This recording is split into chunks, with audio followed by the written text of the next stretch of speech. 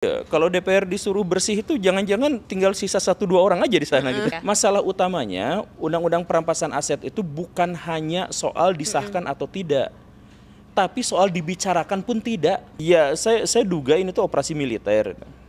Bisa aja oknum TNI disuruh oleh pengusaha tertentu atau disuruh oleh tokoh politikus tertentu, bisa aja kan. Saya tuh curiga sama beberapa pihak. Tapi kalau misalkan saya ngomong gini tuh, itu justru akan memperkeruh suasana dan ini jadi bagian fog of war tadi itu.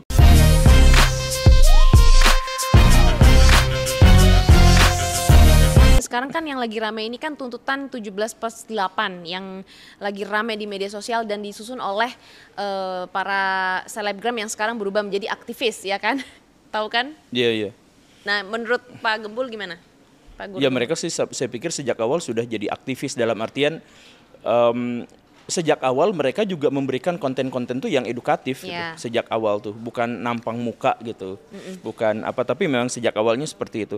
Nah, tuntutan itu sebenarnya adalah tuntutan yang dalam pikiran saya sih masih dalam bentuk draft gitu. Iya, dalam bentuk draft dan juga kan dikasih deadline-nya nih sampai tanggal kurang lebih seminggu ya, sampai tanggal 5 September ini. Tapi kayaknya nampaknya sampai sekarang pun sedikit ya step progresnya gitu. Enggak, apa ya, sebenarnya tuntutan yang 17 itu yang harus ini, sebagian diantaranya memang sudah dikabulkan oleh atau disepakati oleh Presiden kemarin kan. Ya, sudah ada titahnya begitu ada ya. diantaranya memang yang seperti itu gitu ya. Yang bertentangan itu adalah bahwa dari 17 tuntutan itu satu diantaranya adalah tentara tarik lagi, sedangkan Pak Prabowo justru mengatakan tentara tetap harus ada di garda terdepan bersama polisi untuk para perusuh gitu.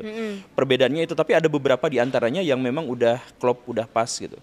Nah, kalau yang untuk 17 tuntutan itu, ya ayo kita apresiasi, tapi itu sebagai tuntutan yang mendesak, yang darurat, yang nggak usah dipikir panjang.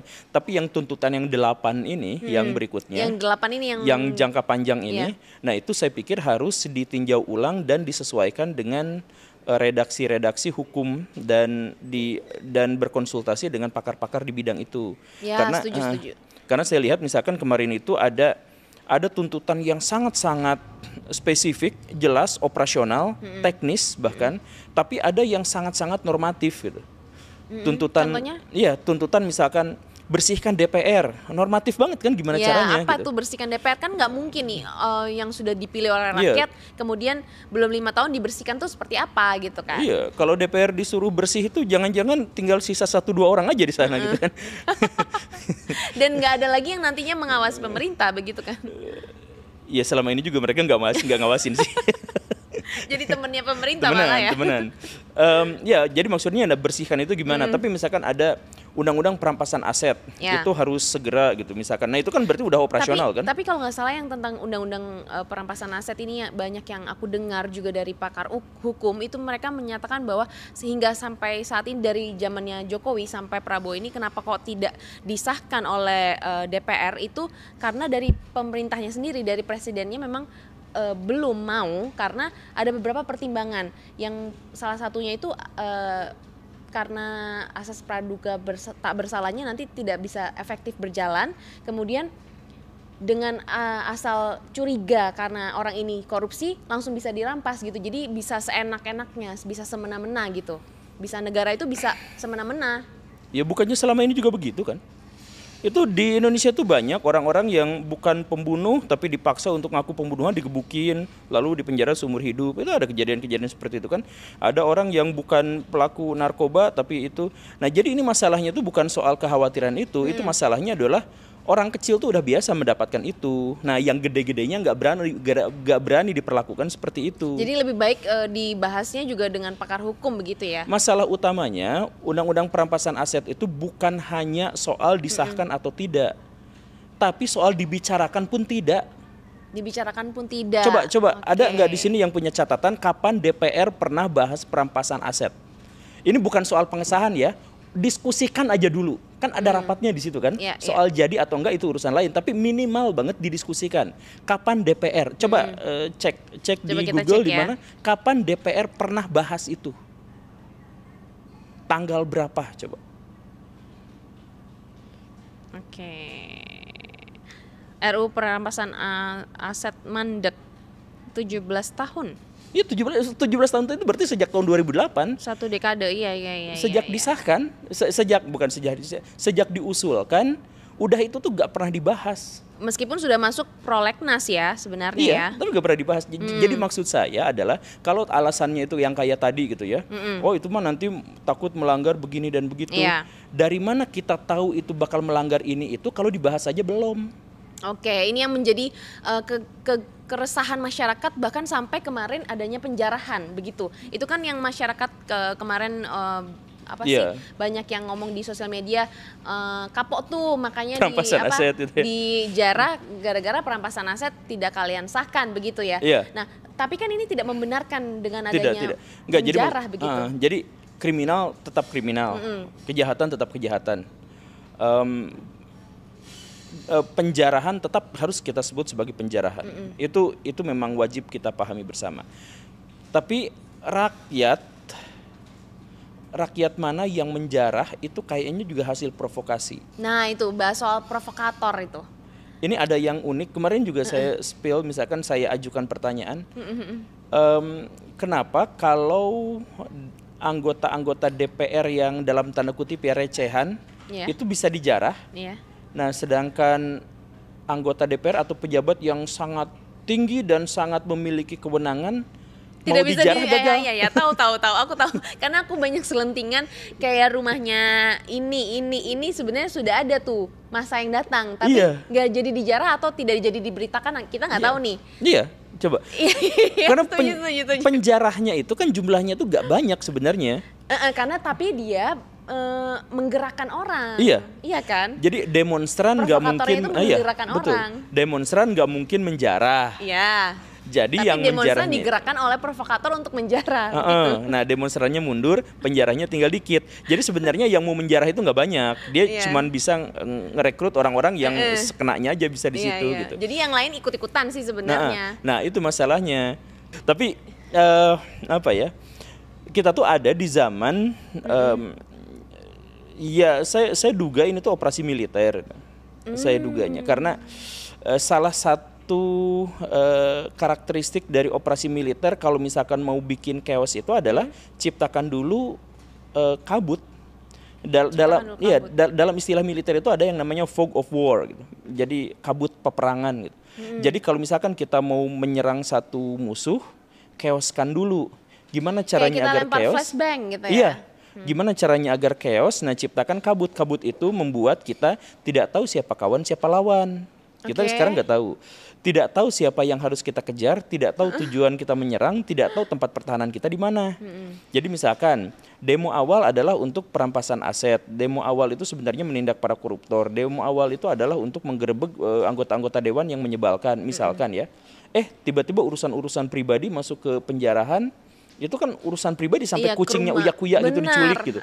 Nah, ini kan fog over-nya itu jelas. Nah ini tuh dalam dunia militer itu udah biasa banget. Kayak kerusuhan tahun 98, kayak kerusuhan tahun 1965.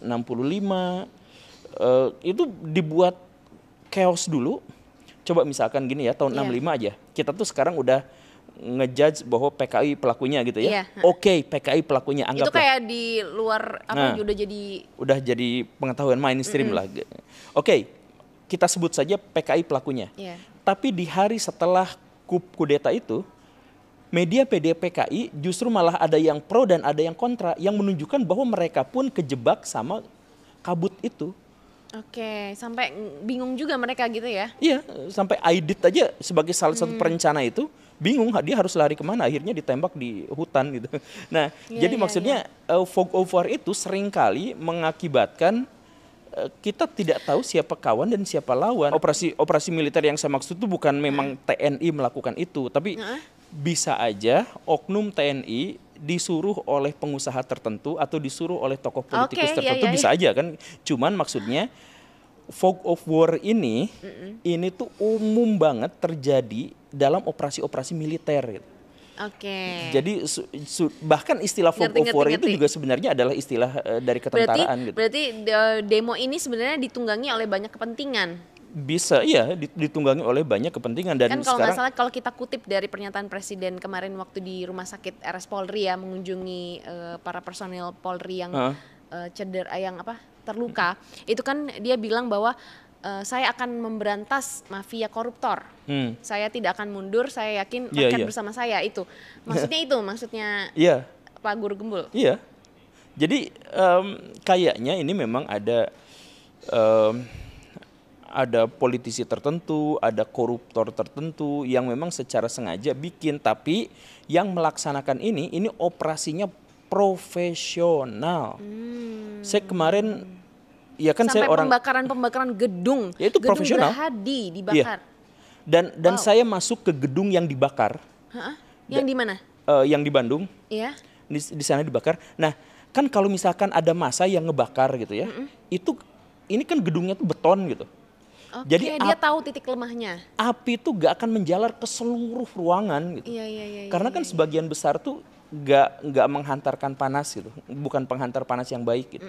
Ya, kalau misalkan gedung ini di satu poin aja di situ dilemparin bom molotov gitu, kayaknya bagian belakang tuh gak akan ikut kebakar. Iya kan? Iya. Tapi ini ludes semuanya, kayak semuanya emang dibakar gitu dari semua ini gitu. Kayaknya gitu. Jadi kemudian saya ngobrol sama terlatih, orang yang terlatih gitu ya. Terus saya ngobrol sama teman-teman di Unisba kemarin waktu mereka diserang gitu sama polisi itu. Iya. Nah, sebagian dari mereka itu bilang bahwa kami tuh gak demo di sana, kami tuh gak ngapa-ngapain, betul, kami tuh udah, rektornya juga seperti itu. bahkan udah kosong gitu. Tapi kejadiannya itu adalah gini. Jadi ada malam-malam, pokoknya nggak tahu jam berapa, tapi pokoknya malam-malam ada sekelompok orang masuk satu masuk gitu ya. Nah, mereka tuh bukan orang situ, tapi ada yang numpang istirahat, ada yang mau ketemu sama orang itu, ada yang mau apa, tapi pada masuk ke situ. Nah, pas ada patroli polisi lewat, ditimpuk sama molotov sama orang yang baru masuk itu. Nah, polisinya kan langsung reaktif kan. Jadi polisi juga sekarang terprovokasi. Polisi karena punya protap juga, ketika ada apa langsung melakukan apa, begitu kan. Iya. Nah, jadi ya udah polisi langsung nembak. Nah, ini orang-orang ini tinggal berlarian masuk, kan kampus itu banyak ini kan, banyak lorong, banyak gang, banyak jalan-jalan, banyak apa segala rupa.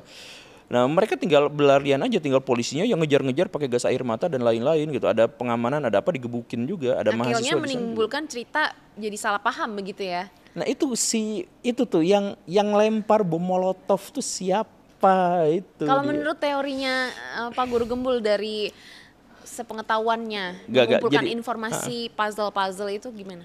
Iya. Pasti merangkai nih di kepala. Saya tuh udah bilang kemarin gitu ya, bahwa saya tuh curiga sama beberapa pihak. Tapi kalau misalkan saya ngomong gini tuh, itu justru akan memperkeruh suasana, dan ini jadi bagian fog of war tadi itu. Iya, jadi kita jadi provokator juga gitu ya. Kita jadi saling nuding ini. Iya. Makanya daripada saya bikin videonya kemarin, daripada kita terjebak pada tuding-tudingan seperti itu, lebih baik kita lihat bagaimana cara kerja orang-orang itu di lapangan, biar kita bisa antisipasi. Berarti udah cukup kasih pelajaran ke mereka, ya kan, seperti menjarah rumah mereka, bikin mereka malu. Sebenarnya itu udah cukup bikin mereka malu nggak sih? Udah. Sampai celana dalam lah. Iya, ada hal-hal yang gitulah. Iya, hal-hal seperti itu. Itu nggak layak, itu bukan. Itu tidak layak ya, itu tidak baik. Dan saya yakin tidak ada demonstran yang arahnya ke sana. Demonstran itu kan pasti ada kami dari aliansi kami dari ini. Ada etikanya lah ya paling. Dan itu tuh jelas mereka tuh bergerak tuh ke sini, bergerak tuh ke sana. Jadi kalau sampai ngobrak-ngabrik rumah pribadi itu orang terlalu lain, personal sekali, benar sekali. Enggak. Dan itu udah cukup membuat mereka malu, udah cukup kita tinggal amati aja dari kejauhan kinerja mereka gitu ya. Iya, jadi mulai dari sekarang bapak-bapak DPR, bapak-bapak pejabat, ibu-ibu semuanya di sana. Ini catatan penting, dan ini bukan sebuah ancaman ya. Ini tuh fakta bahwa sekarang anggota DPR itu, pejabat-pejabat pemerintah itu dilihat sama masyarakat, dinilai sama masyarakat, dihakimi. Dan kalau misalkan mereka masih melakukan tindakan-tindakan yang provokatif, mereka masih ngomong dengan cara yang sangat provokatif dan sebagainya, tandai, bukan ancaman, tapi ini benar-benar sudah pernah terjadi. Rumah Bapak Ibu, aset Bapak Ibu, tempat nongkrong Bapak Ibu, kendaraan Bapak Ibu, itu semuanya sudah ditandai sama rakyat.